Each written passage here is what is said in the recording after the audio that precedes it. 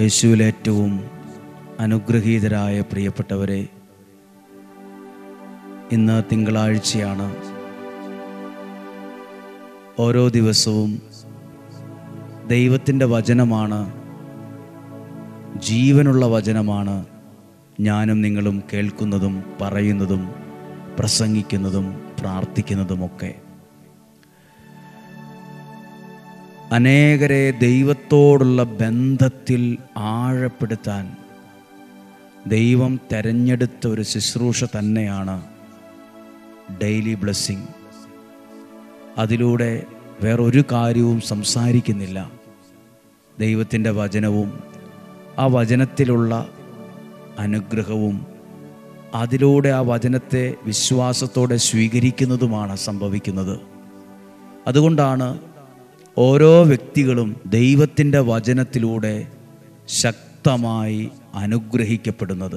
ഇങ്ങനെ പ്രാർത്ഥിക്കാം: കർത്താവേ, വചനത്തിനകത്തുള്ള അനുഗ്രഹങ്ങളെ എന്നിലും എൻ്റെ കുടുംബത്തിലും ഉറപ്പിക്കണമേ.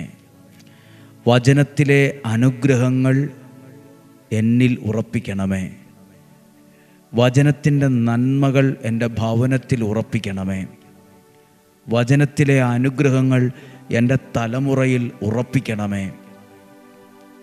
വചനത്തിലൂടെ ദൈവത്തിൻ്റെ ശക്തി മനസ്സിലാക്കാൻ ഇടയാകണമേ. ഇതൊരു പ്രോഗ്രാമല്ല, ഇതൊരു പരിപാടിയല്ല, ഇതൊരു ശുശ്രൂഷയാണ് എന്ന് പറഞ്ഞാൽ ദൈവനാമ മഹത്വത്തിനായി ചെയ്യുന്ന ഒരു വേലയാണ്. ആയതിനാൽ ഈ ശുശ്രൂഷയെ നയിക്കുന്നതും പരിപാലിക്കുന്നതും ദൈവം തന്നെയാണ്. നമ്മളിപ്പോൾ വചനം പറയുന്നതും നിങ്ങൾ വചനം കേൾക്കുന്നതും ദൈവസ്നേഹത്തിൽ നിന്നുകൊണ്ടാണ്.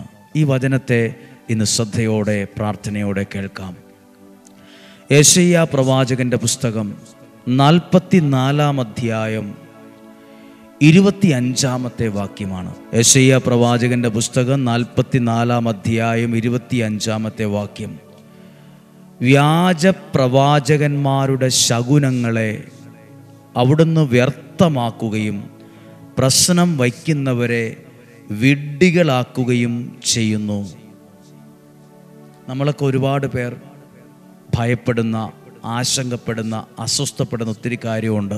വ്യാജ പ്രവാചകന്മാരുടെ ശകുനങ്ങളെ അവിടുന്ന് വ്യർത്ഥമാക്കുകയും പ്രശ്നം വയ്ക്കുന്നവരെ വിഡ്ഢികളാക്കുകയും വിജ്ഞാനികളുടെ വാക്കുകളെ അവിടുന്ന് വിപരീതമാക്കുകയും അവരുടെ ജ്ഞാനത്തെ ഭോഷത്വമാക്കുകയും ചെയ്യുന്നു. വായിക്കുമ്പോൾ നമുക്ക് മനസ്സിലാകില്ല. ചിലപ്പോൾ അതിന് വേഗത്തിലൊരു മറുപടി കിട്ടിയെന്ന് വരത്തില്ല.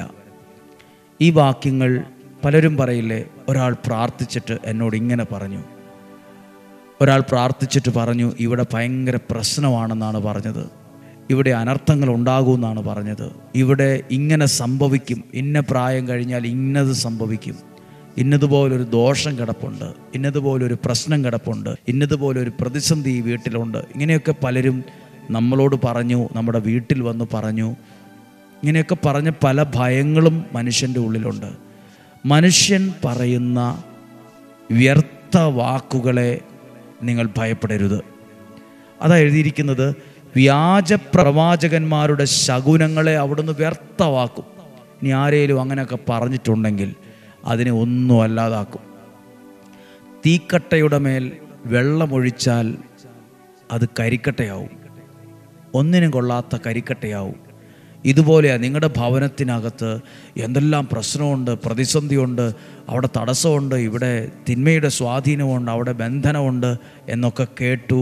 ആരൊക്കെയോ പറഞ്ഞു, എന്തൊക്കെയോ ചെയ്തിട്ടുണ്ടെന്ന് കേട്ടു. വ്യാജ പ്രവാചകന്മാരുടെ ഇങ്ങനെയുള്ള കാര്യങ്ങളെ പറിച്ച് അവിടുന്ന് വ്യർത്ഥമാക്കും. തീക്കട്ടയിൽ വെള്ളം ഒഴിച്ച പോലെ അത് കരിക്കട്ടയായി മാറും. എന്താണ് ആ വെള്ളം? നിങ്ങൾ ദൈവത്തിലാണ് വിശ്വസിക്കുന്നതെങ്കിൽ അവിടെ പ്രശ്നമുണ്ട്, ബന്ധനമുണ്ട് എന്ന് പറഞ്ഞതിൻ്റെ മേൽ വെള്ളം ഒഴിക്കുന്ന പോലെയാണ്. അതിൻ്റെ ശക്തി കെട്ടുപോകും, അത് കരിക്കട്ടയായി മാറും, അതിനെ വ്യർത്ഥമാക്കും. ആരെങ്കിലും എന്തെങ്കിലുമൊക്കെ പറഞ്ഞിട്ടുണ്ടോ നിങ്ങളോട്, നീ രക്ഷപ്പെടില്ല, നിൻ്റെ കാര്യം, നിൻ്റെ ഭാവി ഇങ്ങനെ ആകാൻ, നല്ലതാകാൻ സാധ്യതയില്ല, നിൻ്റെ വിവാഹം നടക്കത്തില്ല, വിവാഹം നടന്നാലും അത് ശരിയാകുമെന്ന് തോന്നുന്നില്ല, പിള്ളേരുടെ കാര്യം അത്ര ഒന്നും നന്നായി വരത്തില്ല, ദോഷം കിടപ്പുണ്ട്, തിന്മ കിടപ്പുണ്ട്, ബന്ധനം കിടപ്പുണ്ട്. ഇന്ന് അതിനെയെല്ലാം വ്യർത്ഥമാക്കും. ദൈവം അതിനെ വ്യർത്ഥമാക്കും.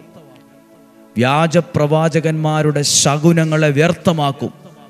മനുഷ്യൻ പറഞ്ഞ വ്യർത്ഥ വാക്കുകളെ അവിടുന്ന് തീക്കട്ടയിൽ വെള്ളമൊഴിച്ചതുപോലെ അതിൻ്റെ ശക്തിയെ കെടുത്തിക്കളയും. വ്യാജപ്രവാചകന്മാരുടെ ശകുനങ്ങളെ വ്യർത്ഥമാക്കുകയും പ്രശ്നം വയ്ക്കുന്നവരെ വിഡ്ഢികളാക്കും. അതും ഇതും പറയുന്നവരെ വിഡ്ഢികളാക്കി കളയും. അങ്ങനെ ചെയ്തു, അങ്ങനെയുണ്ട്, ഇങ്ങനെയുണ്ട്, അവിടെ കിടപ്പുണ്ട്, ഇവിടെ കിടപ്പുണ്ട്, അവിടുന്ന് മാന്തി എടുക്കണം. അവരെ വിഡ്ഢികളാക്കും. എന്നിട്ട് 26-ാമത്തെ വാക്യം ദൈവം എന്തു ചെയ്യും? അവിടുന്ന് തൻ്റെ ദാസരുടെ വാക്കുകളെ ഉറപ്പിക്കുകയും ദൂതന്മാരുടെ ഉപദേശങ്ങൾ നിവർത്തിക്കുകയും ചെയ്യുന്നു. അവിടുന്ന് തൻ്റെ ദാസന്മാരുടെ വാക്കുകൾ എന്ന് പറഞ്ഞാൽ പ്രശ്നമുണ്ട്, പ്രതിസന്ധിയുണ്ട്, തടസ്സമുണ്ടോ, ഒന്നും നടക്കാൻ സാധ്യതയില്ല, മുഴുവൻ ബന്ധനമാണ് എന്ന് പറഞ്ഞവരുടെ വാക്കുകളെ വ്യർത്ഥമാക്കും. എന്നിട്ട് ദൈവത്തിൻ്റെ ദാസന്മാർ, ദൈവനാമത്തിൽ നിൽക്കുന്നവർ, വചനം പറയുന്നവർ, സത്യസന്ധമായി പ്രാർത്ഥിക്കുന്നവരുടെ, അതാണ് ദൈവത്തിൻ്റെ ദാസന്മാർ പറയുന്ന വാക്കുകളെ ദൈവം ഉറപ്പിക്കും. അപ്പോൾ ദൈവത്തിൻ്റെ ദാസൻ, ദൈവത്തിൻ്റെ വചനം പറയുന്ന സത്യസന്ധമായി ദൈവത്തിൽ നിൽക്കുന്ന ഒരാൾ നിങ്ങളുടെ വീട്ടിൽ വന്നോ, നിങ്ങളുടെ ശിരസിൽ കരങ്ങൾ വെച്ചോ പറയുവാണെന്നിരിക്കട്ടെ, നീ അനുഗ്രഹിക്കപ്പെടും, നിൻ്റെ ജീവിതം മനോഹരമാകും, നീ ധൈര്യമായിട്ട് മുന്നോട്ട് പോക്കോ എന്നൊക്കെ പറയുന്ന ഉപദേശങ്ങളില്ലേ, ദൈവം അതിനെ അതുപോലെ നിന്നിൽ ഉറപ്പിക്കും. അവിടുന്ന് തൻ്റെ ദാസരുടെ വാക്കുകൾ, ദാസന്മാരുടെ വാക്കുകളാകട്ടോ, വിമർശിക്കുന്നവരുടെ, കുറ്റം പറയുന്നവരുടെ, അല്ലെങ്കിൽ ശകുനം നോക്കുന്നവരുടെ, മന്ത്രം ചെയ്യുന്നവരുടെ വാക്കുകളല്ല, ദാസന്മാർ, ദൈവത്തിൻ്റെ വചനം പറയുന്ന, പ്രസംഗിക്കുന്ന, പ്രാർത്ഥിക്കുന്ന ദാസന്മാരുടെ വാക്കുകൾ ഉറപ്പിക്കും. അവർ പറഞ്ഞ വാക്ക് അതേപോലെ നിന്നിൽ ഉറച്ചു വരും. അവർ പറയുകയാണ്, നിൻ്റെ വീട് നന്നായിട്ട് അനുഗ്രഹിക്കപ്പെടും, നിൻ്റെ മക്കൾ അനുഗ്രഹിക്കപ്പെടും, ഇന്നത്തെ സാഹചര്യം കണ്ട് ഭാരപ്പെടുവൊന്നും വേണ്ടെന്ന് ദൈവത്തിൻ്റെ ഒരു ദാസൻ നിങ്ങളോട് പറഞ്ഞോ, ആ വാക്ക് അതുപോലെ ദൈവം നിങ്ങളിൽ ഉറപ്പിക്കും. നിൻ്റെ കടബാധ്യത മാറും, രോഗസൗഖ്യമാകുമെന്ന് ദൈവത്തിൻ്റെ ദാസന്മാർ പറഞ്ഞോ, ഇന്നുള്ള വിഷയങ്ങളൊക്കെ പരിഹരിക്കപ്പെടുമെന്ന് ദൈവത്തിൻ്റെ ദാസന്മാർ പറഞ്ഞോ, നിങ്ങളുടെ ശിരസിൽ കരങ്ങൾ വെച്ച് പ്രാർത്ഥിച്ചിട്ട് പറഞ്ഞോ, തെളിഞ്ഞു വരും, മാറ്റം വരും, വെല്ലുവിളികൾ മാറും, ഇന്നത്തെ ഇതൊന്നും കണ്ട് ഭാരപ്പെടേണ്ടെന്ന് പറഞ്ഞോ. ബൈബിൾ പറയുന്നു, ദൈവത്തിൻ്റെ ദാസന്മാരുടെ വാക്കുകളെ അവിടുന്ന് ഉറപ്പിക്കും. നിങ്ങളുടെ വീട്ടിൽ കയറി വന്ന് ദൈവത്തിൻ്റെ ദാസൻ പറഞ്ഞോ, ഈ വീട് സമാധാനത്തിൽ നിറയും, ഈ വീട് സമൃദ്ധി കൊണ്ട് നിറയും, ഈ വീടിൻ്റെ പ്രശ്നങ്ങൾ മാറുമെന്ന് പറഞ്ഞോ, ആ വാക്കുകളെ ദൈവം അവിടെ ഉറപ്പിക്കും. അവർ പറഞ്ഞ കാര്യങ്ങൾ അതുപോലെ നിവൃത്തിയാവും, അതുപോലെ സംഭവിക്കും, ചെയ്യുന്നു. ജെറുസലേമിനോട് അവർ അധിവസിക്കപ്പെടുമെന്നും യൂദാ നഗരങ്ങളോട് അവർ പുനർനിർമ്മിക്കപ്പെടുമെന്നും നാശത്തിൽ നിന്ന് അവരെ ഞാൻ പുനരുദ്ധരിക്കുമെന്നും അവിടുന്ന് അരുളി ചെയ്യുന്നു. നോക്കൂ, ശകുനം നോക്കുന്നവരുടെ വാക്കുകളെ പോലെയല്ല, ഇത് ദൈവത്തിൻ്റെ ദാസന്മാരുടെ വാക്കുകളാണ്. പ്രിയപ്പെട്ടവരെ, ഇവിടെ ദൈവത്തിൻ്റെ ഒരു ദാസനായി നിന്നുകൊണ്ടാണ് നിങ്ങൾക്ക് വേണ്ടി പ്രാർത്ഥിച്ചത്, നിങ്ങളുടെ കുടുംബങ്ങൾക്ക് വേണ്ടി പ്രാർത്ഥിക്കുന്നത്. വിവാഹപ്രായമായിട്ട് വിവാഹം നടന്നിട്ടില്ല, അവരുടെ വിവാഹം നടക്കും, ദൈവം നടത്തിത്തരും, ദൈവത്തിൻ്റെ ഒരു ഉത്തരം ആ വിഷയത്തിൽ വരും. ഈ വിഷയങ്ങളൊക്കെ പ്രാർത്ഥിക്കുന്നത് ദൈവനാമത്തിൽ ദൈവത്തിൻ്റെ ഒരു ദാസനെ പോലെ നിന്നാണ്. കർത്താവേ, എൻ്റെ വാക്കുകളെ ഈ കുടുംബത്തിന് അനുഗ്രഹമാക്കണമേ, ഞങ്ങൾ പ്രാർത്ഥിക്കുന്ന പ്രാർത്ഥന ഈ കുടുംബത്തിൻ്റെ വിടുതലാക്കി മാറ്റണമേ. ഈ വചനം നിങ്ങൾക്ക് മനസ്സിലായി എന്ന് ഞാൻ വിശ്വസിക്കുവാണ്. എവിടെയെങ്കിലുമൊക്കെ പല മനുഷ്യരും ഭയമുണ്ട്, വീടിരിക്കുന്ന സ്ഥാനം ശരിയല്ല എന്ന് പറഞ്ഞ ആളുകൾ, വീട്ടിൽ ദോഷമുണ്ടെന്ന് പറഞ്ഞ ആളുകൾ, അല്ലെങ്കിൽ ഇന്നതുപോലെ തടസ്സം കിടപ്പുണ്ട്, എന്ത് ചെയ്താലും ശരിയാകത്തില്ല കേട്ടോ എന്ന് വീട് വിറ്റു പോകണമല്ലോ, വീട് പൊളിക്കണോ, പല കാര്യങ്ങളെക്കുറിച്ചും ഭാരപ്പെട്ടുകൊണ്ടിരിക്കുമല്ലേ. അവിടുന്ന് തൻ്റെ ദാസന്മാരുടെ വാക്കുകളാണ് ഉറപ്പിക്കുന്നത്. മന്ത്രവാദിയുടെ വാക്കോ, ശകുനം നോക്കുന്നവരുടെ വാക്കോ, അല്ലെങ്കിൽ വ്യാജപ്രവാചകന്മാരുടെ വാക്കുകളോ അല്ല ഉറപ്പിക്കുന്നത്. അവരെ വിഡ്ഢികളാക്കുമെന്നാണ്, അവരെ വിഡ്ഢികളാക്കും. അവർ പറഞ്ഞതൊന്നും ശരിയാകാതെ വരും, അവർ പറഞ്ഞതൊന്നും നടക്കാതെ വരും. പക്ഷെ ദൈവത്തിൻ്റെ ദാസന്മാർ നിന്നോട് പറഞ്ഞ വാക്കുകൾ, ആ വാക്കുകളെ ദൈവനാമത്തിൽ അത് അവിടെ ഉറച്ചു വരും. അല്ല, ദൈവം അതിനെ അവിടെ ഉറപ്പിക്കും. ദൈവത്തിൻ്റെ ദാസൻ, അതാണ് ദൈവദാസന്മാരുടെ കൈവപ്പ് പ്രാർത്ഥനയും ഉത്തരവൊക്കെ മേടിക്കണമെന്ന് പറയുന്നത്. അവർ പ്രാർത്ഥിച്ചു പറയുന്ന വാക്കുകളാണ് നിങ്ങളിൽ ഉറച്ചു വരുന്നത്. അവർ പ്രാർത്ഥിച്ചു പറയുന്ന കാര്യങ്ങളാണ് നിങ്ങളിൽ അനുഗ്രഹമായി വരുന്നത്. ആരുമാകട്ടെ, അവരിലൂടെ പറയുന്ന വാക്കുകൾ നിനക്കൊരു നന്മയായി തെളിഞ്ഞു വരും, ഐശ്വര്യമായി തെളിഞ്ഞു വരും, അഭിഷേകമായി മാറും. ഇന്ന് പ്രാർത്ഥിക്കുവാണ്. ഇന്ന് തിങ്കളാഴ്ചയാണ്.